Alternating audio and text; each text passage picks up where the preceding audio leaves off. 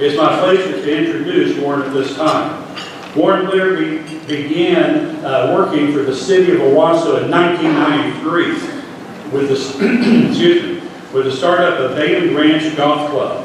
In 1999, he left Owasso and served as the general manager for the Paco Ridge Golf Club in New Mexico before returning to the city of Owasso to serve as the director of Parks and Golf in 2007. Warren became assistant city manager in 2009 and accepted the position of city manager in 2014, following 8 months in the interim role. Warren graduated from Norman High School. He completed a bachelor's degree in communications from Cameron University and received an Oklahoma Secondary Schools teaching certificate. He has completed 70 hours of graduate work at Southwestern Baptist Theological Seminary. Warren and his wife Nina have 2 grown daughters and 1 grandson. Ladies and gentlemen, please welcome Owasso City Manager Warren Blair. Warren?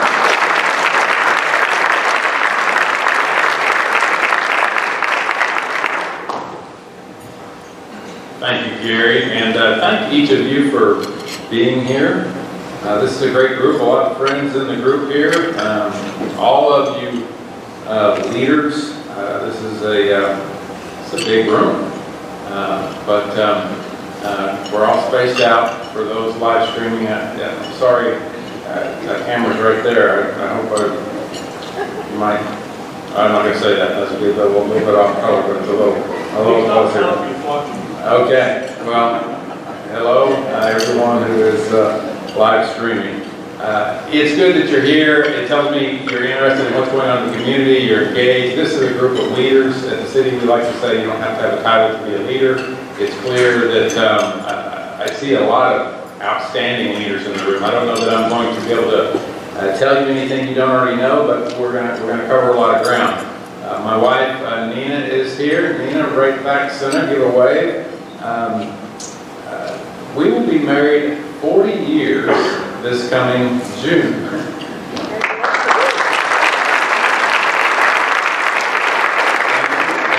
We were watching a Hallmark movie recently. Yes, we watched Hallmark movies. Is it okay to admit that? I can't confess. I like, on the edge of your chair suspense. So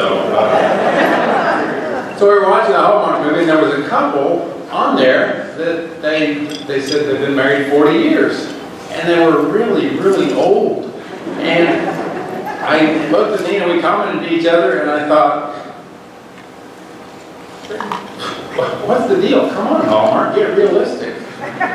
It just kind of set me back a little bit. Hallmark, I guess, is not really the most realistic, but we do watch those movies. We're going to cover a lot of ground today, visions and projects, what's happening, and maybe a few things that are new, and we may address the one really big question. Is it okay to put up your Christmas lights before Thanksgiving? If we have time for that, we'll cover that. Just kidding, everyone knows it's not okay. It's okay, you just can't turn them on. So it's been in seriousness, it's been a complicated year to be a leader. I know for everyone in this room,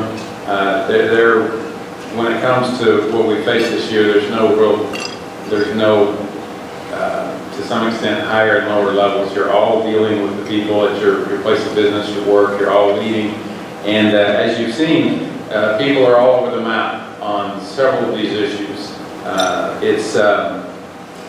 It's hopefully a year that sheds some light on what's really important to each of us, what we really value. I hope it's done that. It's also shed a light on maybe some of our weaknesses in character, in faith, in our behavior. We all have to look at that. When you put pressure, as we know when we talk about character, when we apply pressure, what's inside comes out, our character comes out. And we've seen a lot of outstanding character. But it's been a learning year. We all know that we learn from diversity. And as I said, we're all leaders here, and I don't know how much. I'm going to be able to help you with. But I'm going to talk about leadership, creating community. I never miss an opportunity to talk about real people, real character, real community. That portion of it is going to be short, but I do want to talk a little bit about how our leadership more or less embodies that. We're all in this room play a part in creating a great community, and we have a lot to be grateful for in Owasso. You already know these things, but you may hear something we talk about today in a way that you've never heard before. I don't know how many of you, you're familiar with Craig Groeschel, how many of you heard of Lisa TerKeurst? Pastor Groeschel was interviewing Lisa TerKeurst on his leadership podcast, which I would highly recommend to anybody in the room not listening to that. He secularizes that leadership podcast. There's something there for everyone. But he was interviewing Lisa TerKeurst, and he's talking about public speaking. And Lisa said that it's not so much the message that people remember, it's that one little bite, it's that one little sound bite, it's that one thing that they remember. So hopefully there's something in this presentation, aside from all the projects and what's going on in the city of Owasso, but hopefully there's something here that you can take away. You've seen this before. This is the laws and principles behind real people, real character, real community. Never has it been so relevant to talk about these things. The law of equality, the law of relationship, the law of unity, the law of equality. Obviously, there's been a lot talked about there lately, understanding not only our own individuality, but others and our respect for that and what they bring. Relationships, the law of relationships. Communication is the lifeblood of relationships. And if communication is the lifeblood, forgiveness and reconciliation is truly the transfusion or maybe even the heart transplant. There's nothing more detrimental or more difficult than a bitter or unforgiving heart. So reconciliation is really important. And then the law of unity, collaboration, service, working together to serve others in our community is what's important. So as we serve one another, that encompasses not only the community, but as you can see from this leadership tool, that this is a circles of influence. This is a target for leadership. It's very basic, and we'll walk through it real briefly here, but it applies to all of our leadership situations. And you'll notice that self is at the core. You've heard the term lead self, lead others. And from there, that arrow that goes up and to the right indicates the circles of influence that each of us has. Now, the key thing about this diagram is that the influence goes outward in a order from family to team to organization and to community. And you can't be a hero in one circle and a disaster in another circle and hope it all goes well. You can't skip a step in this circle of influence. So it's important for us to realize that we have influence not only, we've got to lead self before we can lead others, but then family, team, organization, and that has a bearing on community. And the things we're going to talk about in these next 10 minutes or so have a bearing on what we all do together to create real community. Unhealthy leaders cannot lead healthy organizations, not over the long haul. Pete Drucker, kind of a leadership guru of the 60s and 70s, and that a lot of people quote and look back to, said only three things happen naturally in organizations: friction, confusion, and underperformance. Everything else requires leadership. A lot of you have heard that quote. It has never been more true than it is today. So I'm going to cover a couple of basic fundamentals with you that you know about. About 10 years ago, I was talking to a leadership group and I asked the question, do you have to care about your people to be a good leader? And we talked back and forth, you have to care about more than just the mission. And immediately comes to mind those bosses that we had that maybe didn't seem to care about it as much, but we look back in retrospect and say, well, I learned a lot from that person. Or we think of the hard-driving general, whether it's George Patton or Douglas MacArthur or whomever, or we think of that hard-driving coach, Bill Parcells, or whatever difficult coach you can think of, and we ask ourselves, do you have to care about your people. And that discussion led me to understand that we're not all in the same place there. Yes, to lead well, you have to care about people. And at the very least, this has to come across as, I'm glad you're here and I want you to do well. At the very least. We all have people in our organization that we just click with and connect with, and others that we don't as well. It's a challenge for leaders. We'll talk about that more in a moment. But at the very least, we've got to come across as, I'm glad you're here. I hope you do well. So you might say, of course I care. I love my people. They know I care about them. The key is to ask yourself, how do I show that I care? So, and you'll say, that's easy enough. I've got to like people. I'm going to show that I care by liking people. But I would take it a step further and say that if you want to be a really good leader, or even great leader, you really have to love your people. Love's kind of a tricky word. We don't often use it. I hope we do in Owasso. I've heard it a lot from this podium in Owasso. We do talk about love some. It's a little bit misunderstood word. There's a lot of different definitions, and people see it differently. And I'm not talking about necessarily that emotional love or even the spouse and family type love, but I'm talking about a truly caring sense.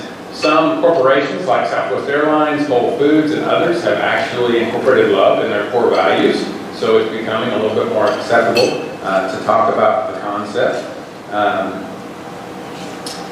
Love this definition. Tim Keller, true love is not the victim of your emotions, but the servant of your will.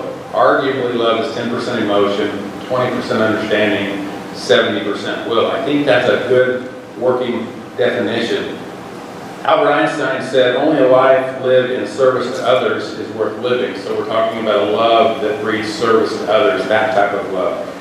Jesus said, love your neighbor as yourself. And if there's any theological students out there, he's talking about that agape, unconditional, self-sacrificing love, not just a brotherly love. So love your neighbor as yourself. He didn't say like your neighbor as yourself. He said love your neighbor.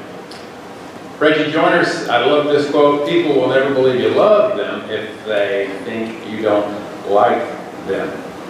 So this is my personal challenge with people. Some of you know, you can ask my wife. Not everybody is charismatic, and certainly some people like myself. I have a pretty serious demeanor most of the time. You didn't know that, did you? And it can be very goal-oriented, kind of detailed, data, results-driven. So I have to work at showing people because I'm just not naturally very good at it. That can come across as projects over people. Some of you are that way. Or results over relationships. And it's not good. In fact, my personal goal is to be one of the most loving people in the room. And I want to be kind and loving to everyone. If you think about that, that's a pretty good goal. So caring, you have to show people you care, and you do that by connecting. Caring cultivates connection, but how you connect with people. It's one thing to like people and care, and even to say I love people, if you're comfortable with that. But what about connection? Again, we're all different, introverts, extroverted, task-oriented, people-oriented, but we all have feelings and emotions that require some attention. All of your people in your leadership sphere, including your children and your peers, they all have emotions and they require some attention. Not all of us are charismatic. I'm not naturally good at showing people I care, but I do. I'm told I'm sincere. Gary mentioned sincerity. I'm told I'm sincere. I come across as genuine. That's good because that's the absolute bare minimum. So I reached that low bar threshold. So we've got to find a way to show how we care. I saw this recently, a lesson on here's how you develop that connection. Ask people questions that give them an opportunity to talk about themselves.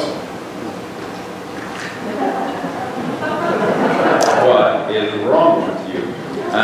Found that kind of humorous. I laughed at that, but in seriousness, How do we really show people we care? We've got to be asking questions. We've got to be showing interest. There maybe we have some common hobbies. I'm picturing you with your people that you work with. It's giving recognition. It's giving words of encouragement. Maybe we have some shared goals. It's asking how you can help in your workplace. Seeing someone who's burdened or stressed and asking, is there anything I can do? What's wrong? You don't seem like yourself. It's listening, it's hearing people's stories, and it doesn't matter what line of work you're in. These are all bare minimum requirements to hear and listen and understand what people that we're around, what they're going through, loving the people that are near to us. It may be doing something for them. It may be bringing donuts. It may be bringing fresh fruit on Fridays. It may be any number of things. And as you do for them, some of you as managers and bosses, you're like me, you're a little bit more project-oriented. You might even have to tell them how important it is for you to do those things for them, that you're trying to increase their work, improve their work conditions, increase their compensation, improve their benefits. You might have to tell them that because your countenance is going to outweigh your intention. Your countenance will outweigh your intention. So those are all ways. However you do it, be sincere, be yourself. You've got to connect in your own style, but it takes trust. It's funny as I look back through this how comedy mirrors real life. That's kind of the state we're in nowadays. So trust is key. We've got to believe that this person is for me. People won't commit, you know this, people won't commit to a leader they don't like or they don't trust or who they think doesn't like them. We connect when we build credibility and trust, when people believe we are for them, that we like them, and care for them. I know this is so basic, but I hope it's bringing to mind some relationships that you have in your workplace or in your home or wherever you lead that helps you to click with. Maybe I need to show it a little bit more. I, for many years, said, well, of course they know I care. Look at my commitment or what I'm doing. Of course they know I care. But again, your countenance outweighs your intention. So connection fuels commitment. One other thing about connection, especially if you have a title and you have direct reports, a wise lady once said that as a leader, you wear an invisible hat that's got 4 letters on it, and those letters are boss. And with that hat comes the baggage of all of their former bosses, coaches, teachers, parents, authority figures in their life. So they're going to put trust in you to the extent that they've had it with all of their past authority figures. So you inherit the baggage of that coach who never put me on the first team, or that boss who didn't give me the promotion I deserved, or maybe that dad who never really believed in me. As the boss, as a leader, you inherit all of that. Great insight. So connection fuels commitment. If there's no care plus no connection, it will equal no commitment. If you don't care and make the connection, you will not have the commitment that you desire. Recently, the Gallup organization reported some great news. And they've been tracking employee engagement for over 20 years now. And recently they said employee engagement in the United States, which means involved, enthusiastic, committed, it's at an all-time high. What do you think an all-time high for United States employee engagement would be? Some of you probably know. Any guesses? 30%, great guess. It's at an all-time high, 35%. 1 out of 3 of your people are engaged, enthusiastic, committed on hope. I hope you've got more than that. But also that actively disengaged, these are the people that are truly unhappy and unhappy enough to be divisive to your organization. They're actually working against you. That's also an all-time low. It's only 13%. Wow. 1 out of every 10 people in a given organization are working against the leadership, against the mission and vision of the organization because they're unhappy. They need help. They might need counseling, they might need coaching, they might need just care and concern. You might need to hear their story, but that's at an all-time low. So we understand that no matter how great we think our organization is, we're always dealing with a certain level of commitment and a certain level of disengagement. So, how do you lead in a way that assures commitment? Little story, there's a name, I was watching a webinar a few weeks ago, and there's a lady named Tracy Bowens. She's an owner of Scooter's Coffee. There's one in Tulsa. They're in 4 or 5 states. There's about 50 stores. Love is actually one of their core values. But she was dealing with one of her managers in one of her stores, and the manager said, I'm really having some problems with this employee. He's been a pretty good performer, but I'm having some problems lately. And Tracy Bowen said, well, maybe there's a problem at home. Have you asked him, is there a problem with the kids or the family? To which the manager replied, I don't care about their kids and family. To which Tracy Bowen, the owner of the franchise, replied, well, if you don't care about your people, you might not make it here. You probably won't make it here, she actually said. So another key point in the importance of caring about our people. This is my favorite leadership quote of all time. You've seen it before. Leadership is about helping others to achieve their own greatness by helping the organization to succeed. This commitment to our people assures team members they have a sense of, I'm valued, I belong here, I'm staying, I have reason and purpose, I'm making a difference for my family, for my team, for my organization, for my community. These people, these engaged people may even say, these are my people, this is my team. Sometimes they even say, we're like family here. And so commitment creates culture, caring cultivates connection, which fuels commitment, creates culture, which retains good people who care.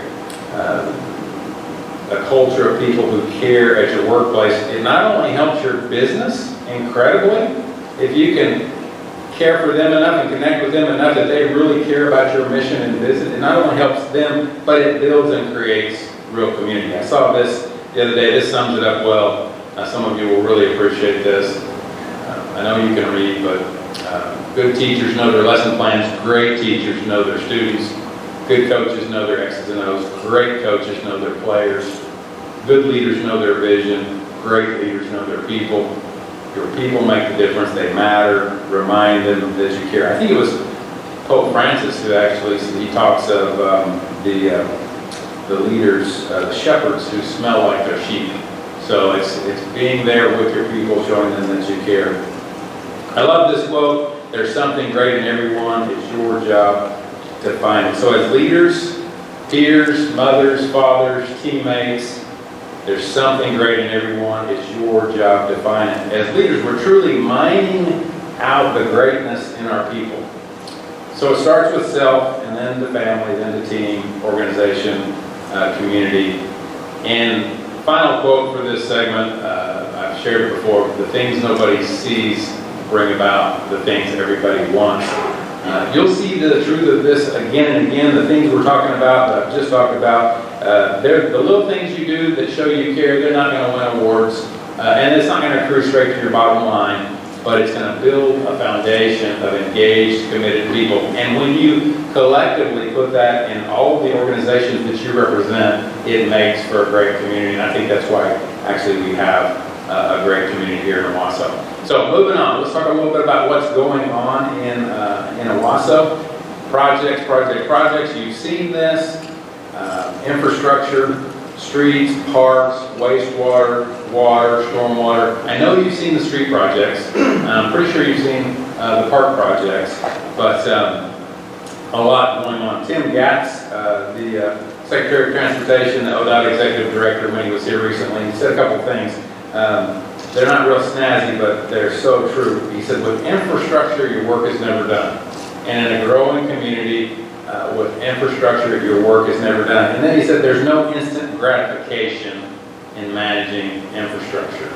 Nothing could be closer to the truth. No instant gratification in managing infrastructure. So first, some completed projects. Fire station number 4 up on 116th. This was completed with CIP money and half penny money. We'll talk about that in just a moment briefly. This fire station has done exactly what we hoped it would do. It's reduced response times in the northwest part of our fire district and other areas. It's reduced response times and it's increased our training. There's been today 15,675 total hours of training, 6,744 for the Owasso Fire Department, 3,668 for the Owasso Police Department, 482 other hours, and then almost 5,000 hours training for other agencies that from our area. 135th East Avenue, that's the Highway 169 West Service Road. That's the road that runs from Rejoice Church and Schools to the south up to Garrett Creek Center. If you'll recall, that was completed early this last year, but that was a public-private partnership of actually the Garrett Creek developers, the Love family as it happens, who put in $250,000 to help build that 2.5 million road, so we appreciate that partnership. You're familiar with the project that would seem to never end, and every once in a while in government we have projects like that, but we were patient and I think we got it right. Kudos to Larry Langford and his staff and the public works staff who did a lot of inspecting to assure that this project was completed well. Last Saturday we had an informal lights on ceremony. No ceremony, it was just an informal turning on the lights in conjunction with Small Business Saturday. At 6 p.m. we turned on the lights, so that was nice. Elm Creek Park is one that many of you are familiar with. Project underway, bank stabilization, parking, shelter, new playground equipment, I'll show you an image of in a moment, looking to be completed by February, March of 2021. The regional stormwater detention at South Sports Park, just a few years ago, this was more or less a dream project to mitigate some of the flooding concerns in the northwest quadrant of our city, and that is nearing completion. Our annual street rehabilitation program, I like this graphic. From 1996 to 2012, we were in a position financially and commitment-wise that we averaged about $385,000 per year. From 2013 to the present, we've averaged about $1.6 million a year. If you recall, in 2014, when citizens voted on the half-penny sales tax, which was 35% police, 35% fire, and 30% for public works, we committed $800,000 of that to put into street rehabilitation. And we've done that every year. For the last several years, we've been right at $1.8 million. To give you a little bit of perspective, 1 penny of sales tax in Owasso brings in about $8 million per year. So our 2 cents operating fund brings in about $16 million a year. And then we've got a 1 penny CIP, Capital Improvement Program fund, that gives us $8 million a year for capital improvements. And then I mentioned the half penny, and then we had another 5,500 to the cent that we dedicated over 7 years to some street projects that I'll show you in a moment. So when you consider that we have 1 penny or $8 million a year for infrastructure and capital improvements, and you realize that 1 mile of street is $10 million. We've got 6+ miles under construction right now or in the process. And we've got a wastewater treatment plant project that you'll see in a moment that's going to be $21 million. So at $8 million a year, now there's a few other sources of funding, and sometimes we spend general fund or operating money on capital improvements, but it shows you the challenge that we face in infrastructure. So no instant gratification in infrastructure. But this one is gratifying. It's kind of the big one, and we've been talking about this for 10 or 12 years. I've used this as an example of government inefficiency. I hate to say that because I know our Public Works Department and our partners in government have done everything they could to keep this moving, but it's taking a long time, but we're almost there. We're a month to 2 months away from that widening. That's a complete street. There's medians, there's walk paths on either side. So we're excited that this one is almost done. It's a little bit ahead of schedule. It was due to be complete in March, but we might beat that if we can have better weather. The Garnett widening project from 96 to 106 and 106 to 116. 96 to 106 is moving along. It looks like maybe May 2021 that'll be complete. Again, complete streets, center medians, landscaped, walking paths on either side. Exciting projects. 106 to 116. That segment, a mile north, is about 90% complete. In terms of 95% complete in terms of engineering and right-of-way acquisition, but construction is a little bit down the road on that one. Next will be the utility relocations. These are some intersection improvement projects, a couple of notable ones. These are all at various stages. A couple of notables are 116 and 129. Will be due soon, probably January of this 2021 upcoming year, so not long at all. And then 106th and 145th is scheduled to be complete in May of this next year. So moving along, those others are at various stages. And then we get into some vision recapture money. That's, I mentioned the vision recapture money was voted on in 2016. We were collecting 5,500ths of a penny of sales tax for 7 years, 2017 to 2023, then that will expire. Most of the other area communities voted that permanent. We voted it to ensure the trust of our citizens. We voted it for just 7 years, and hopefully we'll renew that with some other great projects. But that expires in 2023.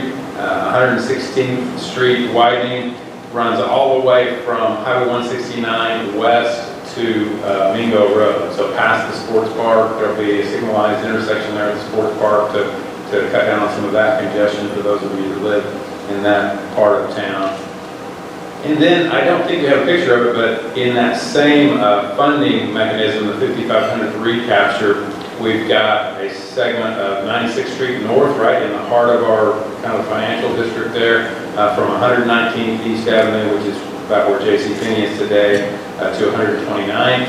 And that project, engineering is about 90% complete. Right-of-way acquisition hopefully will be complete early this next year, and that'll be followed by utility relocation. So all of those projects moving forward. An exciting project, firearms range project for our police officers is under construction. This has been a labor of love for Chief Chambliss and Woodruff and Mike Barnes and others in the police department. Thank you to the Friends of Owasso Police. I haven't seen David Vines today, but David and all the Friends of Owasso Police have invested about $25,000 into that tower you see in the lower left image.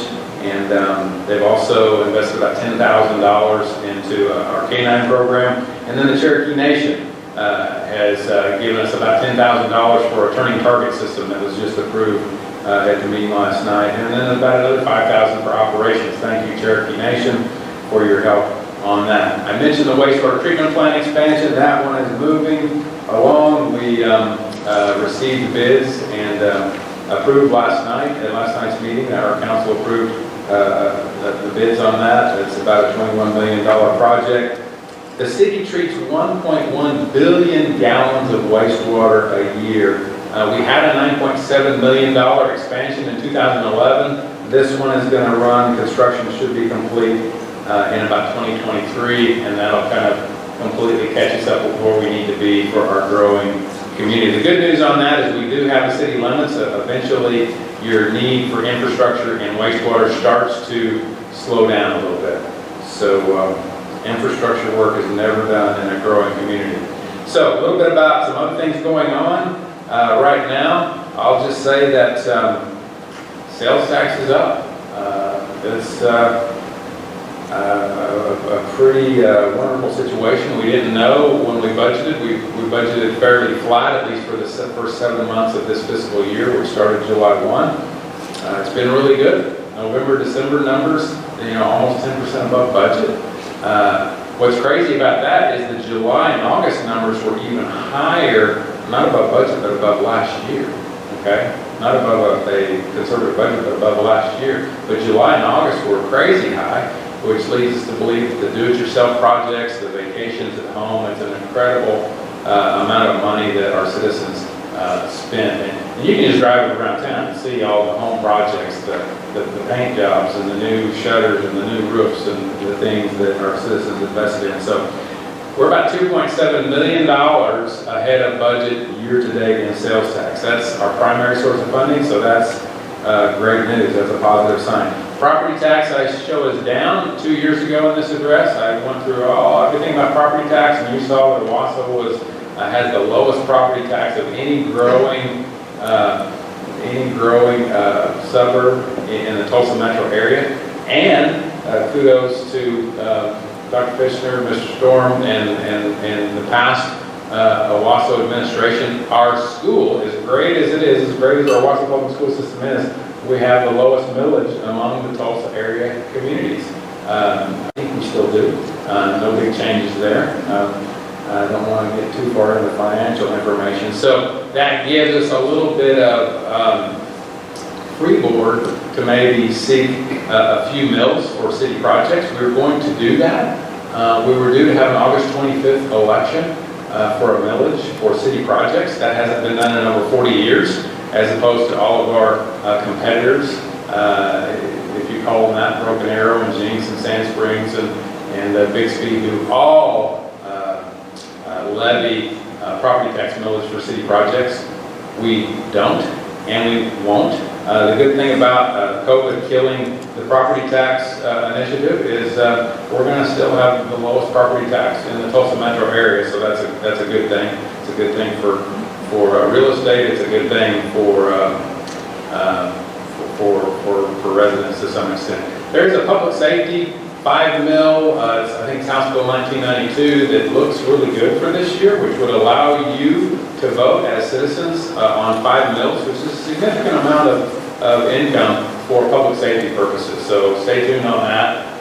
Nothing's going to happen right away, but if that passes in the next legislative session, it could come to a vote of the citizens, and that would be a huge boost for police and fire, which makes up about 60% of the total budget for the city of Owasso. Fund balance is the healthiest it's ever been. We have had goals from 10 to 12 to 15%. We're probably in the 20+% range right now as far as the fund balance or rainy day fund, however you'd like to see that. It's very, very good. Part of that is the benefit we received from federal COVID relief funding. Thank you, Senator Langford and Congressman Hearn, who both worked diligently to see that the federal allocation to the states trickled down to cities and towns. There was some question of whether cities and towns would get anything out of that COVID relief funding, and ultimately we received, there was a decision made at the state level. Thank you, Governor Stitt and Secretary Macy, I guess I should thank, 77 cents per citizen, which accrued to about $2.8 million from the state for the city of Owasso that we've collected. And then Tulsa County, Commissioner Salee, thank you for your efforts there. We will receive, when it's all said and done, about $113,000 from the Tulsa County portion of that federal relief fund that will reimburse PPE and supplies and things like that. So the financial picture looks good. Operating with excellence. So excellence is one of our core values. We talk about exceeding expectations. The Red Bud Festival Park that you see there, the architects were GH2. They received the 2020 People's Choice Architecture Award from the American Institute of Architects. Operating with excellence, aging services certification, certificate of achievement. That's something that our community center leadership, Josh Coakley's back there, our Owasso Senior Nutrition Program received Outstanding Accomplishment Award from the INCOG Area Agency on Aging for 0 deficiencies found in their food service. 0 deficiencies, that's great. Operating with excellence for the 4th consecutive year, our Owasso City Finance Department, I see Jennifer back there, received the Certificate of Achievement from the GFOA, the Government Finance Officers Association of the United States and Canada, for excellence in financial reporting to Owasso citizens with Owasso's Comprehensive Annual Financial Report, or CAFR. There's very few cities in the state that offer a completely comprehensive, transparent financial report the way the city of Owasso does, and they've received awards for that. Operating with excellence in our fire department recognizes our fire department's efforts to take measures to reduce and be more resistant to wildfire structural damage. And then I want to pause at this point and maybe just speak just very briefly about COVID and give credit to our city councilors who have very carefully weighed all the available data in determining the measures and precautions for the pandemic. I can tell you, most of you know this, but sentiments are somewhat 50-50, or as I said in the board meeting, maybe they're more like 20-20-60, with 60 being maybe in the middle, but the passion is very strong on both sides of this issue. The councilors' consideration really wasn't whether masks would help, it was, will a mandate help? Will making a law to make people wear masks in certain situations, will that help anything more than just slightly incrementally? And so that was what they labored over, and ultimately they passed a resolution on November 17th, which strongly encouraged all of these, typical safety precautions for COVID. We've made this information, these next 3 slides, available. Our city staff put together some printable posting signage that any of you businesses can access by going to our website. But the council's consideration was to pass a resolution that reiterated our commitment for our police department to certainly be at your aid if you have anyone in your business or place of operation that is not following your guidelines or your rules for masks or anything else. It's kind of the no shirt, no shoes, no service law, and if you have people that are not following those guidelines, the infraction falls under our trespassing laws. So we have the ability to enforce somebody that's not following your guidelines, but it's not in the form of a specific ordinance that says you must wear a mask. So it's a little bit, probably all I want to say about that. I love this this public service announcement. This is really the key awareness to help those people maybe who can't help themselves, or people who are alone, maybe elderly, people in your neighborhood that possibly are alone or isolated from their family. To me, that's probably, I keep coming down to the fact that that's the greatest concern, and it's kind of our job as neighbors to understand, are they alone, do they need our help delivering groceries or anything else, or do they have family in the area to help them out? Otherwise, a lot of us, a lot of people are at risk, and we're certainly encouraging them if they have the ability to stay home as much as possible and stay safe. And then this last piece of signage for your businesses in support of the resolution, certainly you can require at your place of business that people wear masks. So what is new in Owasso? There's some interesting things. Even though it's been a crazy year, there are still people opening businesses and carrying out their plans, and a lot of them want to come to Owasso. So numerous retail, restaurants, healthcare, personal services of all kinds. So that's exciting. If you represent one of those, thank you for investing in Owasso. What's coming soon? A few things. Tropical Smoothie Cafe. You can see the others there. Third Brahms, which is highly important. And thank you, Brahms. The Warren Clinic is in the working stages. New Come and Go there on 76th Street.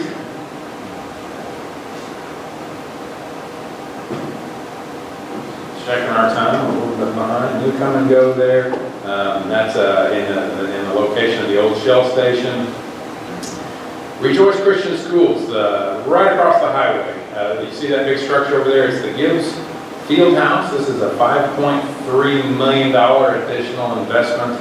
I'm guessing maybe by Mr. Gibbs. Incredibly generous and gracious gift.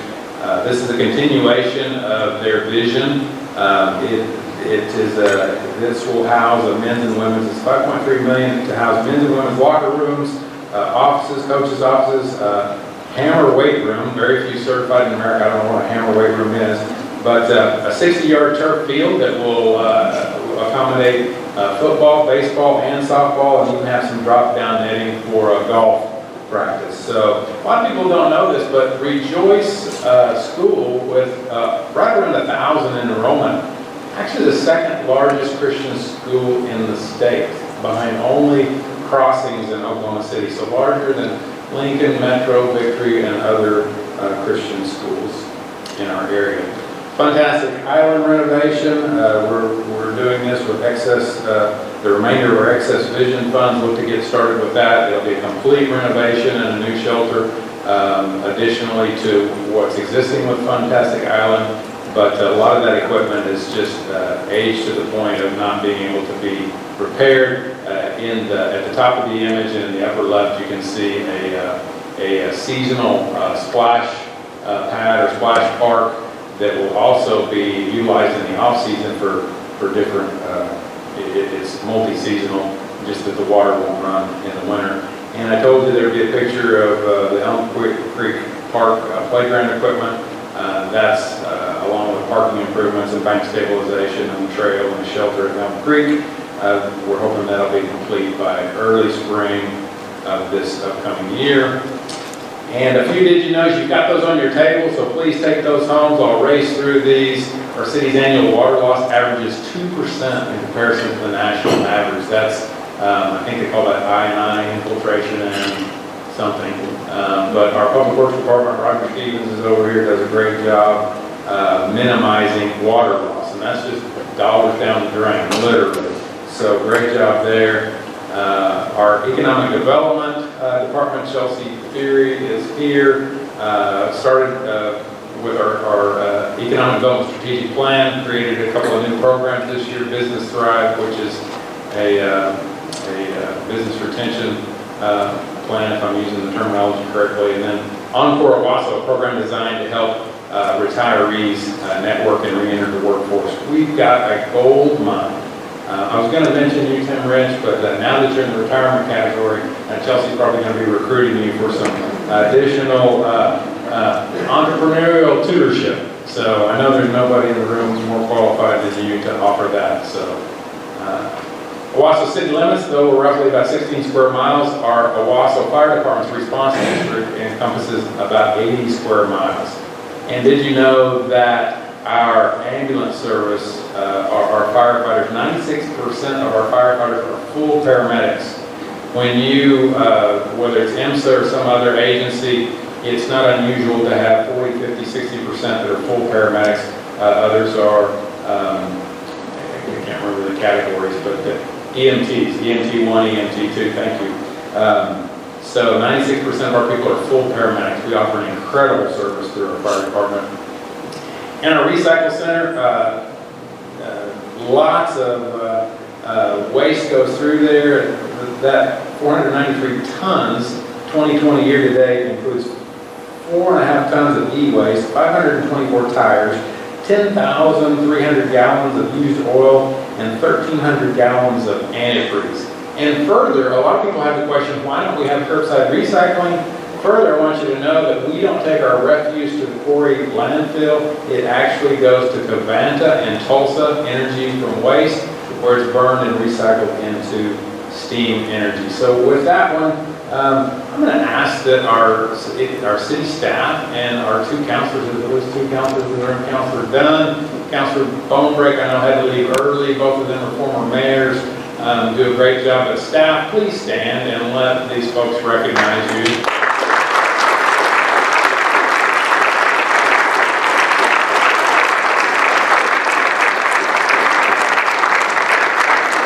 When you talk about great leaders, there's a lot of outstanding leaders in that group, and they're all, to some degree, becoming outstanding leaders. Really would put our staff up against any city in the state of Oklahoma. Some of our departments truly are the envy of, and I don't want to, they're all, to be honest, I think we can put each one of them up against about any other city in the state. So it's great to work around great people. So I'm going to wrap it up with 6 keys. Let's go through this really quick. You know these things, but personal integrity. These are things that create community, not only in your workplace, just some good reminders that, again, you already know, but it starts with personal integrity, be trustworthy. It follows up with being reliable, doing what you say you're going to do. If you do what you say you're going to do, you're really doing more than about 90% of the people that you come into contact with. If you're consistent in doing what you say you're going to do, appreciate others, express gratitude, and give credit where it's due. Say thank you and well done often. Make time in your schedule. You appreciate others by making time in your schedule for the people closest to you, including your family and your immediate peers. Make time for them. And then choose trust, not suspicion. Assume the positive, believe the best. If you trust other people, they will trust you. There's a nifty reciprocal law there. But it's kind of like if you want to have a friend, be a friend. If you want to be trusted, trust others. Seek input and ideas. Listen and hear from your team members. I promise they'll make your organization better. And when I say listen and hear, it means really hear. If this city, as the city organization part of it, if it relied on my ideas, we'd be back in the dark ages. You take the advantage of all your people and their ideas, and there's a culture to build that, to actually hear new ideas and to make them welcome. And then finally, as I've mentioned, care. People are more important always. What is most important is not what, but who, your people, your family, your team, your organization, and that carries over to your community. Love this quote. You can judge how far you've risen in the scale by asking one question: how widely and how deeply do I care? Character is always revealed through caring. Think about that. Character is always revealed through caring. We're living in a time of disunity, and I would just leave with you, instead of looking for reasons to be against, let's look for ways to show that we're for. And remember this image, and as much as each of us cares enough to be intentional in our leadership, and you can't skip a circle, but as much as we care enough to be intentional, we collectively will continue to build a great community. There's much to be grateful for in Owasso. Many positive signs and reasons to maintain high hope. We will get through this, and we will be better because of it. Thank you.